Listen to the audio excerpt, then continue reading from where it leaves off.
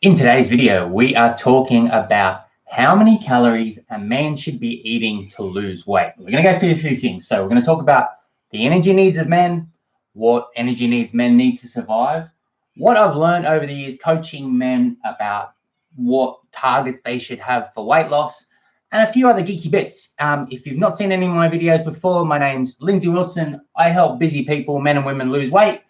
And then today, you're going to learn kind of the science of setting a calorie target and then the practicality. So first up, the most important thing to realize is that human energy needs are really varied and they're kind of like shoe sizes. Some guys have really big shoes, some guys have really small shoes. And just from the offset, I'm going to show you a little graph. This is basically the daily energy needs against activity level. And this is just how varied human energy needs are. They are all over the place. And the biggest driver of that variation is activity level, which is really, really complex. So first up, total daily energy expenditure. In the US, they have a really interesting report, the dietary reference intakes, and underpinning that, they have a database of doubly labeled water, which is all this data which tells us what the typical man's energy needs look like. And in America, where guys are pretty big, there are kind of really, really varied energy needs. And it turns out the total daily energy expenditure of men is actually quite high. It's surprisingly high. It's up around kind of 3,000, 3,100, and it's kind of got a skew. So there's people who have guys with really low energy needs are down around 2,000, even below, possibly older guys. And then some guys are right up here, like 4,000 calories a day. Really active guys with active jobs.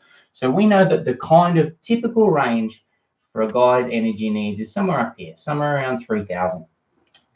Now, the basal metabolic rate, this is what your body just uses without doing any activity. So if you were just to sit around all day and sleep, do nothing, this is what your body would use. And the typical range for the beta, it's like your brain, your liver, your muscles, they're the three main components, and then there's other bits of organs in there as well.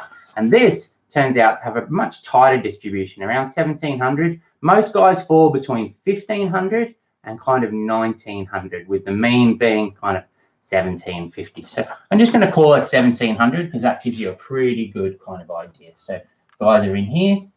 And what this means is that we would expect for most guys to lose weight, a sensible target would be somewhere between their BMR and their TDEE. So very typical guy, 1,700 BMR, TDEE. If they're eating in the low 2,000s, 2,500, 2,300, we would expect, that to do pretty well. So what I did to think originally when I started out, I thought, well, I'll just apply a 25% distribution to all of this, and that will give me an idea of what a 25% deficit would look like.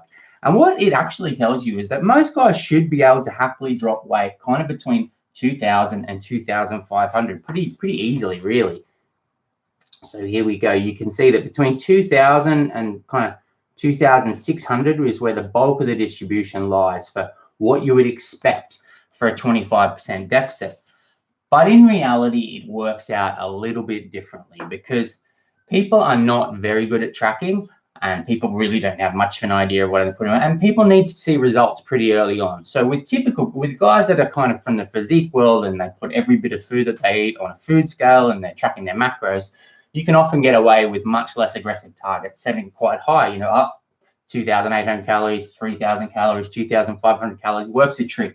With normal guys, working jobs, desk jobs, not so well, because the main problem is that the difference between what people report and what they eat is really large. So in the US, guys actually eat roughly 3,076 calories. That's reported. No, that's what they eat is tracked from doubly labeled water. And what they report eating is 2,400 calories. In the UK, they report eating just 2,065 calories, when in truth, their actual intake is closer to 3,100 calories. So there's this big gap because people just aren't very good at measuring. And what this means is that we tend to need to set targets considerably lower than you would think. And, my experience is something like this. So really typical guys, you end up very typically around the 2,000 range. Even some bigger guys, you end up kind of at 2,000.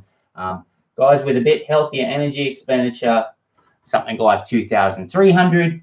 And then some guys, smaller guys, desk job, not very good at tracking, just need to see some results early on. You end up way down at kind of 1700. And that is the range for guys that I typically find. Now, the thing that's important to understand is the big driver, like I said before, the massive driver of the difference between these things is activity level. So when you go through the data and you look at what's driving the difference, the smallest driver of the difference between people's energy needs is age at 0.8 PR squared. Then it's height, 0.12. Taller people have more surface area, they dissipate more heat, so they have higher energy needs. Weight is a big player, so people who are much heavier tend to have much higher energy needs, simply physics, and yeah, they tend to have bigger organs as well, but mostly it's just physics, because when you move, if you're bigger, then you expend more energy. And then, as I said, activity level, and this is the reason why activity level, oh, that sun is glorious. So activity level is the reason why you can't trust a calorie calculator, because they will ask you to input, an activity value, and it's somewhere between 1.1 and 1.9. And in reality, the distribution goes all the way from like 1 up to 2.7. It's all over the shop. People will assume that you're sedentary when you're not. And this is why it is simply very, very complicated. So the most important thing, if you're using calories, and calories are great to give you food freedom, you don't want to get too obsessed with them, but they're really great, is just to be consistent. If you can be consistent and then adjust, that's the gold standard. You don't need to be accurate. There is no accuracy in calorie counting. It doesn't exist, because technically the foods actually have, each gram of macronutrient actually varies in its energy content. Like a gram of protein is not a gram of protein technically, or a gram of carb is not a gram of carb technically. So no one's ever accurate. It's just not possible. But if you can be consistent and you can see what happens to your photos, to your tape measure, to your scale, and then make a small adjustment, if weight loss is slow, you cut a bit. If weight loss is fast, you can add a bit back. And that's it. It's a very, very simple process. If you'd like some help with that, check that out, and do subscribe to the channel. And there's a cheat sheet hanging around somewhere, 5 simple strategies to lose weight. Thanks so much for your time. I really hope you got something out of that. It's a fascinating subject, and people really don't know too much about it. I will catch you again. Thank you.